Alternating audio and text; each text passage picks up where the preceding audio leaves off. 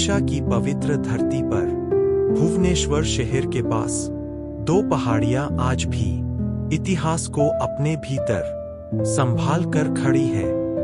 इनका नाम है उदयगिरि और खंडगिरी गुफाएं। ये केवल पत्थरों से बनी गुफाएं नहीं, ये है भारत के 2200 साल पुराने गौरव की कहानी। इस कहानी की शुरुआत होती है कलिंग के महान राजा खारवेल से। राजा खारवेल सिर्फ एक शक्तिशाली शासक नहीं थे, बल्कि वे धर्म, दया और त्याग में भी गहरा विश्वास रखते थे।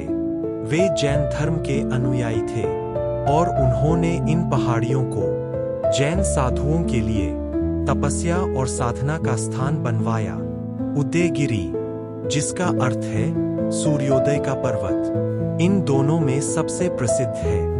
यहीं स्थित है हाथी गुफा, जो भारतीय इतिहास की सबसे महत्वपूर्ण गुफाओं में से एक है। इस गुफा की दीवारों पर खुदा हुआ है राजा खारवेल का प्रसिद्ध अभिलेख, जो उनके जीवन, उनकी विजय यात्राओं और उनके महान कार्यों का वर्णन करता है।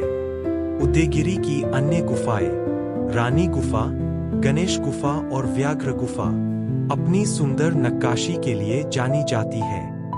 इन गुफाओं की दीवारों पर हाथी, शेर, नर्तकियां और राजसी जीवन के दृश्य आज भी स्पष्ट दिखाई देते हैं। यह कला उस समय की उन्नत सोच और सौंदर्य बोध को दर्शाती है। अब आइए चलते हैं खंडगिरी की ओर।